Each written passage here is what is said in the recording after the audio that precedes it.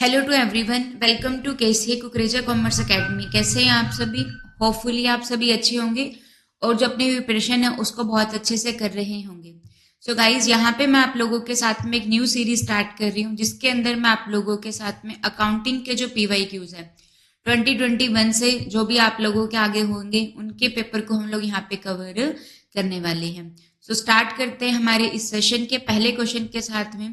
ये आप लोगों के पास में 2021 का 25 नवंबर 2021 को शिफ्ट 1 का पेपर है, उसके अकाउंट्स के क्वेश्चन को हम लोग यहाँ पे कवर करेंगे। सो पहला क्वेश्चन आप लोगों के पास में, अकॉर्डिंग टू AS2, जो AS2 होता है इन अकाउंटिंग स्टैंडर्ड 2 आप लोगों के पास में है। तो यहाँ पे ये पूछ रहा है कि जो AS2 जो होता है ये आप लोगों का, इसमें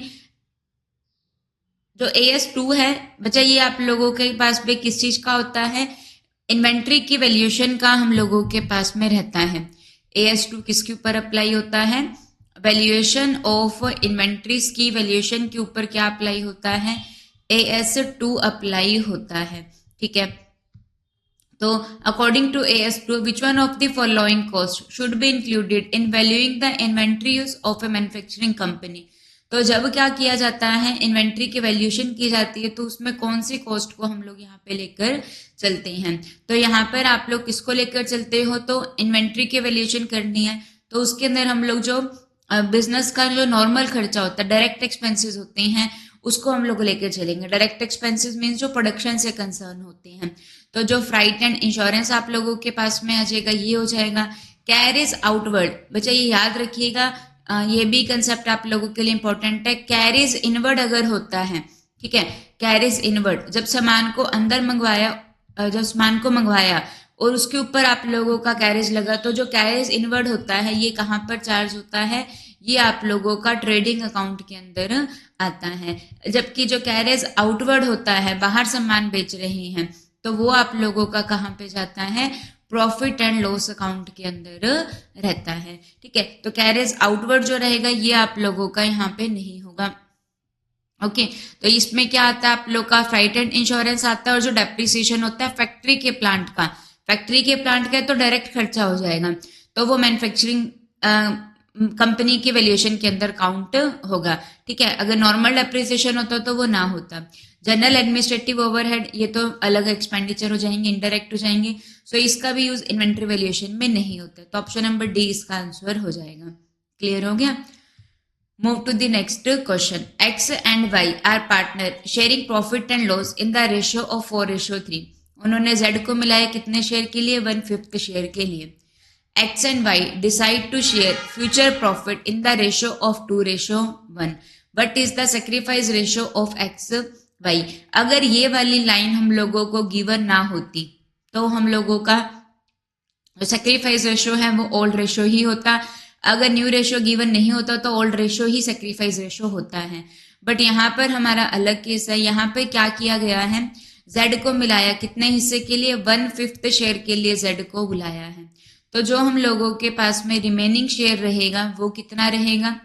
जो रिमेनिंग शेयर होगा तो ये कितना होगा? सो 1 माइनस 1/5 जो रहेगा वो रिमेनिंग शेयर रहेगा। तो रिमेनिंग शेयर कितना हो जाएगा? 4/5 हो जाएगा। तो जो x का न्यू शेयर आप लोगों के पास में रहेगा वो क्या हो जाएगा? x क्या करेगा? इस 4/5 का कितना लेगा? अगर हमें न्यू रेशियो गिवन नहीं होता तो हम इस ओल्ड रेशियो में ही बांट देते हैं, 4/7 होता। बट हमें गिवन है कि वो किस रेशियो में डिवाइड होगा? 2:1 में। तो ये आप लोगों के पास में कितना हो जाएगा? 2/3 हो जाएगा। तो ये हम लोगों के पास में जो x का हिस्सा बचेगा वो कितना हो जाएगा? हम लोगों के पास में 8/15 हो जाएगा। क्लियर हो गया? और जो y का न्यू शेयर रहेगा वो कितना होगा? जो y का न्यू शेयर रहेगा तो ये कितना होगा? तो 4/5 का 1/3 हो जाएगा। तो ये कितना हो जाएगा? 4/15 हो जाएगा। अब हमें निकालना है सेक्रीफाइस। तो सेक्रीफाइस रेशियो का जो फॉर्मूला रहता है वो क्या होता है? Old ratio minus new ratio जो रहता है, ये किसका फॉर्मूला रहता है? सेक्रीफाइस रेशियो का फॉर्मूला होता है। क्लियर हो गया? तो यहाँ पे आप लोगों के पास में जो x का सेक्रीफाइस क्या होगा? तो ओल्ड रेशियो जो रहेगा वो क्या है? x का ओल्ड रेशियो क्या है? 4/7 7 ओल्ड रेशो है और न्यू रेशो कितना है 8/15 है। तो यहाँ पे हम लोग करेंगे तो ये कितना हो जाएगा 15 7 से 105, तो ये कितना हो जाएगा 15, तो 15 4 जा 60 और ये आप लोगों के पास में कितना हो जाएगा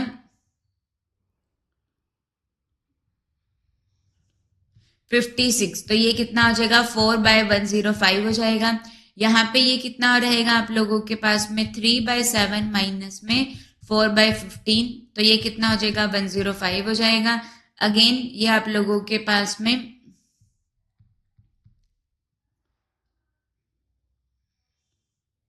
48, तो ये कितना हो जाएगा 17/105 आ जाएगा। तो सेक्रीफाइस रेशो आप लोगों के पास में कितना आ जाएगा 4:17 आ जाएगा। क्लियर हो गया। सो ऑप्शन नंबर जो डी रहेगा ये इसका आंसर हो जाएगा। Okay, move to the next question.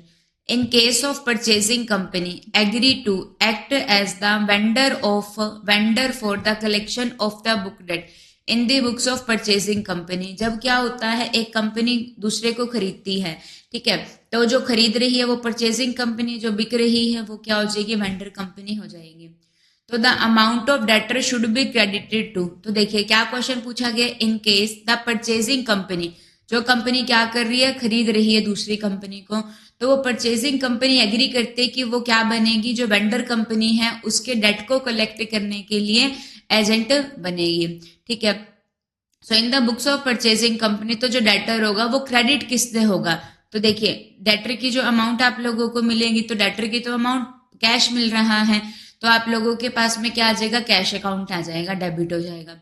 Debtor क्या हो जाएंगे कम हो जाएंगे, बट क्या वो जो वेंडर कंपनी है वो ये जो डेटर है क्या उसके खुद के हैं, क्या ये जो डेटर है ये उसके खुद के हैं, नहीं ये उसके डेटर तो नहीं है ना, है ना, तो यहाँ पे वो डेटर किसके हैं वेंडर के डेटर है, तो ये आप लोगों के पास में डेटर अकाउंट में तो जाएगा नहीं क्योंकि वो उसके परचेजिंग कंपनी के खुद के डेटर नहीं है, क्रेडिटर तो वो है ही नहीं, तो वेंडर के डेटर है या वेंडर सस्पेंस अकाउंट, तो ये आप लोगों के पास में कहाँ पर जाएगा वेंडर सस्पेंस अकाउंट में क्या हो जाएगी क्रेडिट हो जाएगी, अमाउंट आएगी, क्रेडिट किस में होगी वेंडर के सस्पेंस अकाउंट के अंदर होगी। क्वेश्चन समझ में आ गया।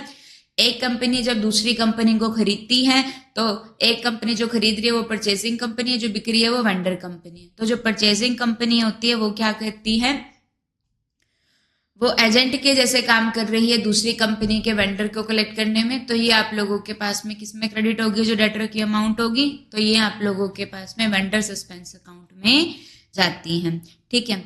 Move to the next question, देखिए क्या लिखा हुआ है, an increase which one of the following rule stand true while preparing schedule of change in working capital. So एक आप लोगों के पास में क्या बनती है फंड फ्लो स्टेटमेंट बनती है। फंड का मीनिंग हम लोगों के पास में किससे होता है नेट वर्किंग कैपिटल से होता है। फंड का जो मीनिंग होता है ये आप लोगों के पास में किससे रहता है नेट वर्किंग कैपिटल होती है। तो जो नेट वर्किंग कैपिटल के अंदर जो चेंजेस होते हैं उसको हम लोग क्या बोलते हैं फंड बोलते हैं। तो वर्किंग कैपिटल इंक्रीज होती है डिक्रीज होती है तो वो आप लोगों का कहाँ पे आता है फंड फ्लो स्टेटमेंट में आता है। तो फंड फ्लो स्टेटमेंट के अंदर एक शेड्यूल प्रिपेयर की जाती है जिसका नेम आप लोगों के पास में क्या रहता है schedule of change in working capital होता है। क्या होता है schedule of change in working capital. तो इसके अंदर क्या शो किया जाता है schedule of change in working capital में जो करंट एसेट और करंट लायबिलिटीज के बैलेंसेस में जो चेंजेस आते हैं उनको कहाँ पे शो किया जाता है schedule of change in working capital में शो किया जाता है। अब आपको याद क्या रखना है यहाँ पे करंट एसेट्स के साथ में कैसा रिलेशन होता है फंड फ्लो में करंट एसेट्स के साथ में पॉजिटिव रिलेशन होता है। अगर करंट एसेट इंक्रीज होंगी तो वर्किंग कैपिटल भी इंक्रीज होगी, करंट एसेट डिक्रीज होगी तो वर्किंग कैपिटल भी क्या होंगी डिक्रीज होंगी। अगर करंट लायबिलिटी इंक्रीज होती है करंट लायबिलिटीज के साथ में नेगेटिव रिलेशन है, करंट लायबिलिटी बढ़ती है तो वर्किंग कैपिटल डिक्रीज हो जाएगी और करंट लायबिलिटी कम होगी तो वर्किंग कैपिटल क्या हो जाएगी इंक्रीज हो जाएगी। तो अगर करंट एसेट बढ़ती है तो वर्किंग कैपिटल भी बढ़ती है तो ये करेक्ट हो जाएगा। करंट एसेट बढ़ रही है वर्किंग कैपिटल कम हो गई ये नहीं होगा, ठीक है। इंक्रीज इन करंट लायबिलिटी बढ़ रही है तो वर्किंग कैपिटल डिक्रीज होगी तो ये करेक्ट हो जाएगा और ये आप लोगों का गलत हो जाएगा। तो ए एंड सी तो ऑप्शन नंबर जो ए होगा वो इसका आंसर हो जाएगा, ठीक है, याद रखिएगा फंड फ्लो में करंट एसेट के साथ में पॉजिटिव रिलेशन, करंट लायबिलिटीज के साथ में नेगेटिव, जबकि कैश फ्लो में इसके रिवर्स होता है। ठीक है, so move to the next question. The liquidator, जब कंपनी क्या होती है, बंद होती है, तो उसको क्या कहा जाता है कि कंपनी का क्या हो रहा है, लिक्विडेशन हो रहा है। जब कंपनी क्या होती है, बंद होती है, कम टू एन एंड, तो जब कंपनी बंद होती है तो उसको लिक्विडेशन कहा जाता है। तो उस केस के अंदर किसको अपॉइंट किया जाता है, एक लिक्विडेटर को क्या किया जाता है, अपॉइंट किया जाता है, जो इस लिक्विडेशन प्रोसेस को क्या करता है, कंप्लीट करता है। ठीक है, तो लिक्विडेटर जब एसेट्स, तो लिक्विडेशन में क्या किया जाता है, जितने भी एसेट्स होते हैं उनको बेच दिया जाता है, जितनी भी लायबिलिटीज होती हैं उनको क्या कर दिया जाता है, पे कर दिया जाता है। तो जो लिक्विडेटर है, after realising the asset of a company should distribute the proceed among below mentioned claimant in the following order. तो सबसे पहले क्या पे किया जाता है, जो लिक्विडेटर है, तो लिक्विडेशन का केस होगा तो सबसे पहले किसकी पेमेंट की जाती है, तो सबसे पहले लीगल चार्जेस को पे किया जाता है। सबसे पहले क्या पे किया जाएगा, लीगल चार्जेस को पे किया जाता है। फिर क्या पे किया जाता है, लिक्विडेटर का रेमुनरेशन, और जो लिक्विडेशन का खर्चा आया है उसको पे किया जाता है। फिर सिक्योर्ड क्रेडिटर की पेमेंट की जाती है, जो वर्कमैन का ड्यू होता है, सिक्योर्ड क्रेडिटर होते हैं, उसकी पेमेंट की जाती है। फिर किसकी पेमेंट की जाती है, ये ऑप्शन नंबर सी ही इसका आंसर है। सबसे पहले लीगल चार्जेस पे किए जाते हैं, फिर लिक्विडेटर का रेमुनरेशन पे किया जाता है, जिसको लिक्विडेटर का रेमुनरेशन हो गया और खर्चा हो गया वाइंडिंग अप का, सिक्योर्ड क्रेडिटर की पेमेंट की जाती है, फिर प्रेफरेंशियल क्रेडिटर की पेमेंट की जाती है जो सिक्योर्ड होते हैं बाय फ्लोटिंग चार्ज, फिर अनसिक्योर्ड क्रेडिटर की पेमेंट की जाती है। उसके बाद में हम लोगों के पास में एफ नंबर पे कौन आता है, अनसिक्योर्ड क्रेडिटर हो गए। फिर किसकी पेमेंट की जाती है, प्रेफरेंशियल क्रेडिटर्स की, क्या प्रेफरेंस शेयर की क्या की जाती है, पेमेंट की जाती है। स्पेलिंग चेक कर लीजिएगा। एंड सबसे लास्ट में किसको पैसा दिया जाता है, इक्विटी शेयर होल्डर्स को दिया जाता है। सबसे लास्ट में किसकी पेमेंट की जाती है, इक्विटी शेयर होल्डर की जाती है। सो ऑप्शन नंबर सी जो होगा वो इसका आंसर हो जाएगा। Move to the next question. देखिए क्या लिखा हुआ है आप लोगों के पास में, मैच करना है। तो यहाँ पे परचेज कंसिडरेशन कैलकुलेट करना होता है। क्या कैलकुलेट किया जाता है, परचेज कंसिडरेशन। जब एक कंपनी क्या करती है, दूसरे को परचेज करती है, तो हम लोग यहाँ पे क्या करते हैं, परचेज कंसिडरेशन को क्या करते हैं, कैलकुलेट करते हैं। ठीक है, तो यहाँ पे लमसम मेथड होता है, सेकंड नेट एसेट मेथड होता है, थर्ड नेट पेमेंट मेथड होता है, नेक्स्ट क्या रहता है, स्वैप रेशियो मेथड होता है। तो सबसे पहला क्या होता है, लमसम मेथड, एक ही बारी में क्या कर देना, सारी की सारी पेमेंट कर देना। ये कब कैलकुलेट होता है, जब एक कंपनी दूसरी कंपनी को खरीद रही है तो वो क्या पे करती है, परचेज कंसिडरेशन पे करती है। ठीक है, और जो कंपनी ट्रांसफर हो रही है वो क्या कहलाती है, ट्रांसफरर कंपनी कहलाती है, और जो जिसमें ट्रांसफर हो रही है वो क्या होती है, ट्रांसफरी कंपनी होती है। जो कंपनी ट्रांसफर हो रही है वो ट्रांसफर कंपनी होती है, जिसमें ट्रांसफर हो रही है वो क्या होती है, ट्रांसफरी कंपनी होती है। ठीक है जी, तो लमसम पेमेंट एक ही बारी में पेमेंट कर देना। ठीक है, तो एक ही बारी में पेमेंट कर देना, तो यहाँ पे आप लोगों के पास में क्या आएगा, जब एक ही बारी में पेमेंट होगी तो यही वाला सही जा रहा है। The amount to be paid by the transferee company, by the जो कंपनी ट्रांसफर हो रही है वो ट्रांसफरर कंपनी होती है, transferor company to the transferee company. ठीक है, ट्रांसफर कंपनी से जब ट्रांसफर यहाँ पे जाएगा, जब एक कंपनी दूसरे को देगी बेसिकली। ठीक है, जो खरीद रही है वो जो खरीद रही है कंपनी वो दूसरी कंपनी को पेमेंट करेगी, तो नेट पेमेंट मेथड में एक ही बारी में पेमेंट कर दी जाती है। ठीक है जी, तो ये हो जाएगा। तो जो कंपनी ट्रांसफर हो रही है वो कौन होती है, ट्रांसफर कंपनी, जिसमें ट्रांसफर होती है वो कौन होती है, ट्रांसफरी कंपनी। तो पेमेंट कौन करेगा, payment by transferee company, payment transferee company करेगी, किसको करेगी, ट्रांसफर कंपनी को करेंगे, एक ही बारी में पेमेंट कर देगी। नेट एसेट मेथड में क्या किया जाता है, नेट एसेट निकाली जाती है कितनी होंगी, तो इसको कैसे निकाला जाता है, नेट एसेट्स को। जो नेट एसेट्स होती हैं, तो ऑप्शन नंबर फर्स्ट इसका आंसर हो जाएगा। नेट एसेट्स में क्या, सॉरी बी आंसर रहेगा। जो नेट एसेट होगा तो उसमें देखो नेट एसेट निकाल रहे हैं ना, नाम से ही क्लियर है कि एसेट की हम लोग टोटल वैल्यू को देखेंगे, उसमें से लायबिलिटीज को माइनस कर देंगे। सो अराइव की जाती है at adding the agreed value of asset taken over and deducting there from the agreed value of liability, तो नेट एसेट मेथड होगा। नेट पेमेंट मेथड, कितनी पेमेंट करनी है वो देखी जाती है। तो calculate by adding up the total amount जो पे करनी है, एग्जिस्टिंग शेयर की, प्रेफरेंस शेयर की and cash received from the purchasing company for the shareholder of the vendor company. जो कंपनी बिकती है वो आप लोगों के पास में क्या कहलाती है, वेंडर कंपनी भी होती है। ठीक है, जो कंपनी सेल हो रही है वो क्या होती है, वेंडर कंपनी होती है। तो जो ट्रांसफर कंपनी होती है वो क्या हो जाएगी, वेंडर कंपनी होती है। ठीक है, और लास्ट क्या रहता है, स्वैप रेशो मेथड। स्वैप एक रेशो के अंदर शेयर को ट्रांसफर किया जाता है on the basis of ratio in which the share of the transferee company are to be exchange for the share of the transferor company. So option number जो B रहेगा ये इसका आंसर हो जाएगा। लमसम में इकट्ठी पेमेंट कर दी जाती है।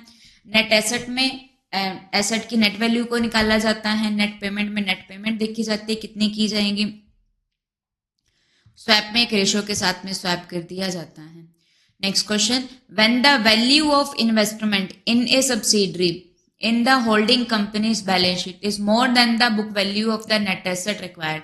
सो एक होल्डिंग कंपनी होती है जो क्या करती है, दूसरी कंपनी में होल्ड करती है। ठीक है, होल्डिंग कंपनी किसके अंदर होल्ड करती है, सब्सिडरी कंपनी में क्या करती है, होल्ड करती हैं।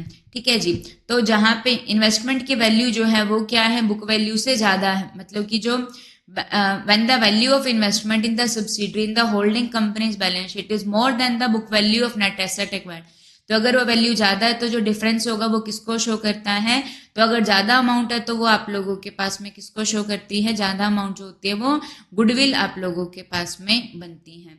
अगर नेट कंसिडरेशन से ज्यादा पेमेंट कर दी जाती है तो वो गुडविल होती है, और अगर नेट कंसिडरेशन से कम पेमेंट की जाती है, ठीक है, तो वो क्या कहलाता है, आप लोगों के पास में कैपिटल रिजर्व होता है।